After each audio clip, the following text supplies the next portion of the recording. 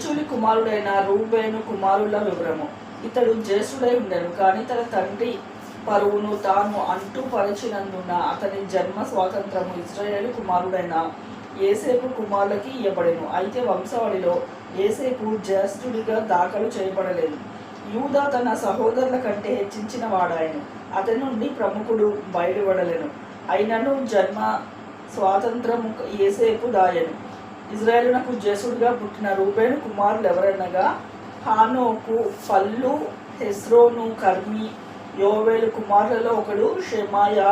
షెమాయాకు గోగు కుమారుడు, గోగునకు షిమి కుమారుడు, షిమికి మీకా కుమారుడు, మీకాకు రెవాయా కుమారుడు, రెవాయాకు బయలు కుమారుడు, బయలునకు బెయేరా కుమారుడు. ఇతడు రూబేనీయులకు పెద్ద. అషూరు రాజైన తిగ్లతీలేసెరు అతని చేర తీసుకొని పోయెను.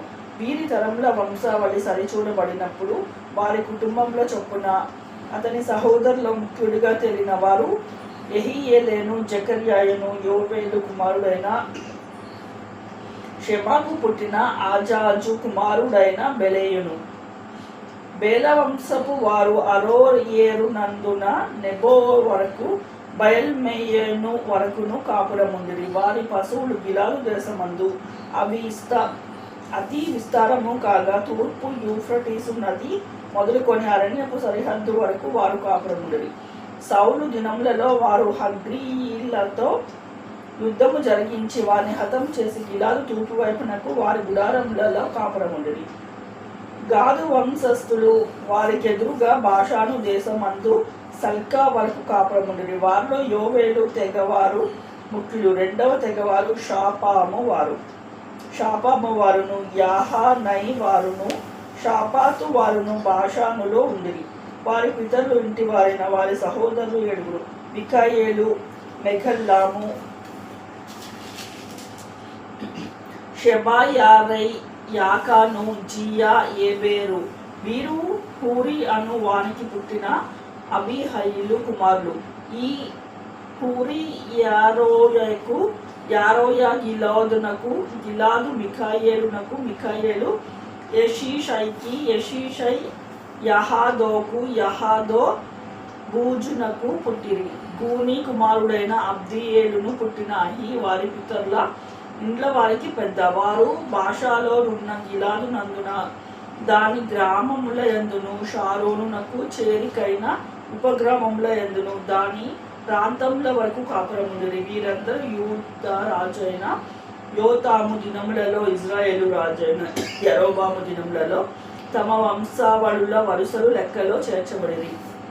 రూబేనీయులలో, గాదీయులలో, మనష్షే అర్ధగోత్రపు వారిలో బల్లెములో ఖడ్గమును ధరించుటకును అంబు వేయుటకును నేర్పిన వారు, యుద్ధమందు నేర్పరులై దండుకు పోతగిన వారు 44,760 మంది ఉండిరి. వీరు హగ్రీయులతోనూ, యోతూరు వారితోనూ, నాపీషు వారితోనూ, నోదాబు వారితోనూ యుద్ధం చేసిరి. యుద్ధమందు వారు దేవునికి మొరపెట్టగా ఆయన మీద వారు నమ్మిక ఉంచినందున ఆయన వారి మొర్ర ఆలకించను కనుక వారిని జయించుటకు వారికి సహాయము కలిగెను. హగ్రీయులను వారితో ఉన్న వారందరూ వారి చేతికి అప్పగింపబడిరి. వారు 70,000 ఒంటెలను, పశువులను, 2,70,000 గొర్రెలను, 2,000 గాడిదలను, 1,00,000 జనములను పట్టుకొనిరి. యుద్ధమందు దేవుని సహాయము వారికి కలుగుట శత్రువులకు అనేకులు పడిపోయి తాము చెర తీసుకొని పోబడి వరకు రూబేనీయులను, గాదీయులను, మనష్షే అర్ధగోత్రపు వారును వీరి స్థానముల యందును కాపురముండిరి.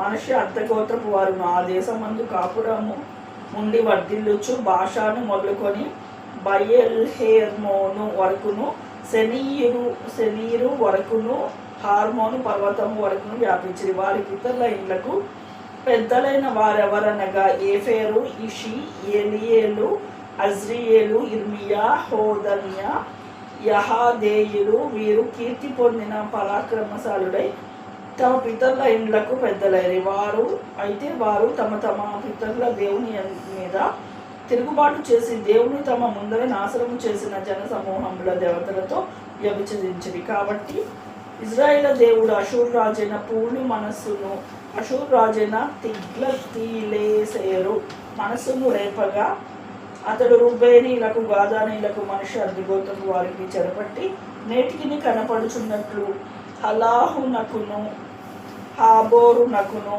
హారాకును గోజా నది తీర ప్రాంతములను వారిని కొనిపోయెను.